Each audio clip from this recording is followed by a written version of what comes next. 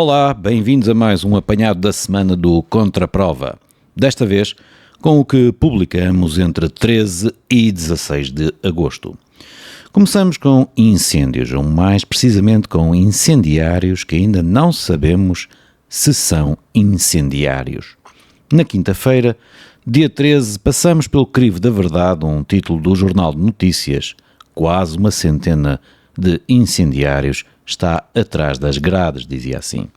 O número está certo, são 99 pessoas. O problema é perceber quem é que são essas 99 pessoas.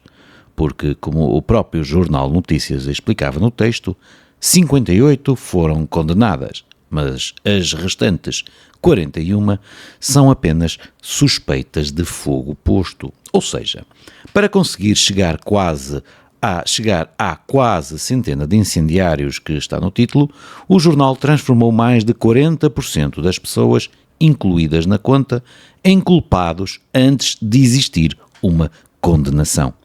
Um suspeito pode naturalmente vir a ser condenado, mas enquanto não o for, continua a existir uma diferença bastante simples e juridicamente importante entre dizer que está preso um suspeito de incêndio e dizer que está preso um incendiário. Por isso o nosso veredicto foi enganador. Ainda no dia 13, fomos ao público e descobrimos aquilo que chamamos um jornalismo de duas cidades. A mesma reportagem, os mesmos jornalistas, os mesmos números, o mesmo dia, mas títulos diferentes conforme a edição do jornal fosse vendida em Lisboa ou no Porto. Na edição de Lisboa, lia-se Lisboa, Açores e alojamento local a abrandar. Algarve aguenta-se. Já no Porto, a mesma reportagem passava a chamar-se Lisboa e Açores a abrandar, Porto e Norte a crescer. Nenhum dos títulos tem necessariamente de ser falso e é justamente por isso que o caso se torna interessante. O jornal simplesmente escolheu factos verdadeiros diferentes para leitores diferentes. Ao público do Porto, pareceu importante anunciar imediatamente que Porto e Norte estavam a crescer. Ao de Lisboa, essa informação podia ficar para depois. Uma espécie de regionalização editorial que levanta uma pergunta. Estaremos perante duas edições regionais ou perante duas maneiras de apresentar o mesmo país conforme o código postal do leitor? Na sexta-feira, dia 14, fomos aos arquivos. Uma turista sueca tinha sido atingida por uma bala perdida durante um confronto na Baixa de Lisboa entre indivíduos que, segundo a PSP, se dedicavam à venda de alegado produto estupefaciente. A expressão é curiosa porque remete para uma história que já tem praticamente década e meia. Há anos que comerciantes e autoridades denunciam vendedores que abordam turistas oferecendo haxixe ou cocaína e que depois da apreensão se descobre serem afinal louro prensado, chá de malvas, farinha ou outras substâncias legais. Em 2017, a PSP estimava que 80% da venda ambulante na Baixa correspondia a louro prensado e chá de malvas. A polícia podia identificar os vendedores e apreender o produto, mas não tratá-los como traficantes, pois se aquilo que vendia não é efetivamente droga. O problema, porém, evoluiu. Em 2025, o ano passado, já havia autoridades e reportagens a confirmar que, juntamente com a velha venda de droga que não era droga, havia também droga verdadeira e uma escalada de episódios de violência. Meses antes do tiro que atingiu a turista, uma reportagem televisiva do Now já falava abertamente de tráfico e consumo a céu aberto e de comerciantes a relatar cada vez mais exemplos de episódios de violência. Ou seja, o tiro é novo, o problema está longe de o ser. Também na sexta-feira fizemos um crivo da verdade ao Diário de Notícias por causa de uma manchete sobre a PSP. Norma secreta da PSP admite disparo sobre pessoas desarmadas, dizia assim o título.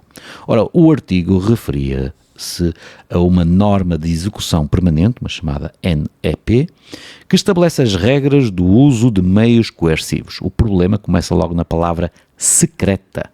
O próprio DN reconhecia depois, no corpo da notícia, que a PSP classifica a norma como confidencial. Não é disponibilizada ao público, mas isso é diferente de dizer que a regra era secreta ou desconhecida.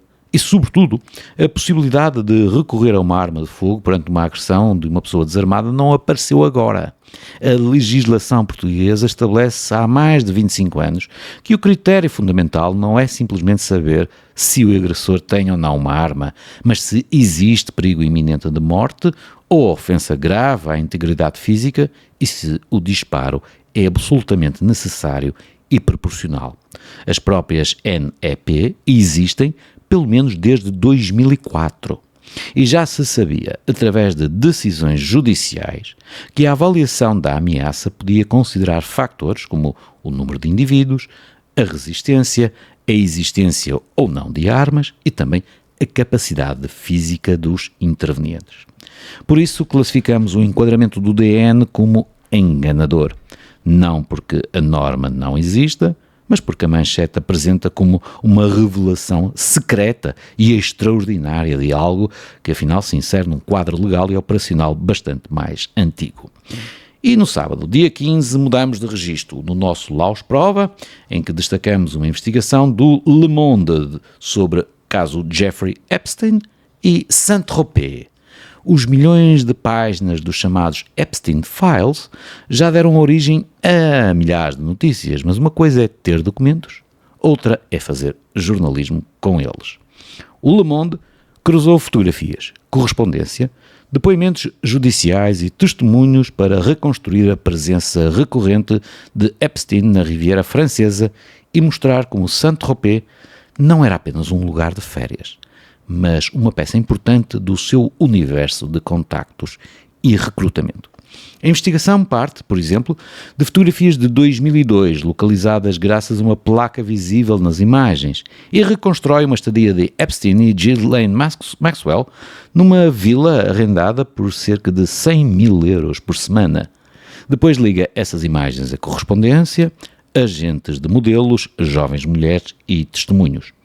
É precisamente este tipo de trabalho que justificou o nosso elogio de Laus Prova. Pegar em milhões de documentos dispersos e conseguir ligar os pontos. Ainda no sábado, tivemos mais uma edição da Aliança das Carteiras, a rúbrica que reúne casos em que a fronteira entre jornalismo, convites, patrocínios e interesses comerciais merece ser observada com atenção. Desta vez, encontramos, entre outros exemplos, uma reportagem do Público, realizada numa viagem a convite do turismo da Suíça, uma série do Observador sobre dor, realizada no âmbito de uma parceria com entidades da área da saúde, conteúdos ligados à inteligência artificial, uma situação de realização de um congresso de inteligência artificial em Lisboa e a volta. O sistema Volta, não da volta da bicicleta, o sistema Volta de reciclagem de garrafas de plástico e que mereceu também um destaque na NIT e ainda o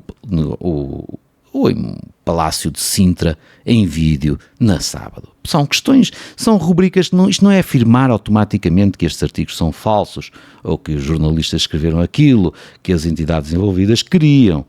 É perceber até que ponto conteúdos produzidos com viagens pagas, patrocínios ou parcerias comerciais estão devidamente separadas e identificadas perante o leitor como publicidade ou pub. E terminamos no domingo, dia 16, primeiro em Nova Iorque. No nosso ângulo morto, fomos buscar ao New York Times uma história praticamente ausente da imprensa portuguesa. A guerra entre a Câmara Municipal de Nova Iorque e gigantes de distribuição como a Amazon. A chamada Delivery Protection Act poderá obrigar empresas como a Amazon a contratar diretamente os trabalhadores responsáveis pela última etapa das entregas. Ou seja, em vez de recorrerem ao atual sistema de pequenas empresas subcontratadas, a proposta tem o apoio do Presidente da Câmara de Nova Iorque e dos sindicatos. Os defensores dizem que o modelo permitirá responsabilizar diretamente as grandes empresas pelas condições de trabalho. A Amazon responde que poderá acontecer precisamente o contrário. preços mais altos, entregas mais lentas e milhares de empregos deslocados para fora da cidade. Um estudo encomendado por um grupo financiado pela própria Amazon chegou a calcular um acréscimo de $5,20 por entrega, embora seja importante sublinhar que se trata de uma estimativa usada pelos opositores à lei, não de uma avaliação independente da Câmara de Nova Iorque. E fechamos a semana com fragatas. Na semana do eclipse, houve assuntos que não se eclipsaram. E surgiu, entretanto, uma história que meteu bastante água. A compra de 3 fragatas por Portugal num programa global de 3,9 mil milhões de euros. O caso começou no jornal 24 Horas, que levantou dúvidas sobre o afastamento da portuguesa NTG do negócio e sobre uma alegada comissão de cerca de 90 milhões de euros. Depois vieram pedidos de esclarecimento políticos, a ameaça de processo judicial por parte do ministro Nuno Melo e novas informações, estas publicadas já pelo Expresso. Entre essas informações estava uma comparação particularmente relevante. Considerando apenas as plataformas, as fragatas portuguesas poderão custar pelo menos 25% mais do que os navios descritos, como cerca de 95 semelhantes comprados pela Marinha Italiana. Mas há ressalvas importantes. O Ministério da Defesa argumenta que Portugal terá equipamentos, sensores, sistemas de armas e necessidades logísticas próprias, que a Itália já possui, daí as nossas serem mais caras. São explicações que não sabemos, não diremos que exista realmente para já um chamado caso das fragatas. O que existe é um negócio militar gigantesco sobre o qual vão aparecendo informações suficientes para levantar perguntas, mas ainda insuficientes para permitir respostas definitivas. E assim foi uma semana do Contraprova, entre 13 e 16 de agosto, com incendiários que ainda não são suspeitos, um país a 2 títulos, uma velha história de louro prensado vendido como haxixe, uma norma policial menos secreta do que parecia, os ficheiros Epstein investigados a sério, jornalismo feito com convites e patrocínios, uma guerra às entregas da Amazon e fragatas de quase 4 mil milhões de euros e 90 milhões de euros de comissões aí perdidos. Voltamos no próximo apanhado da semana. Até breve.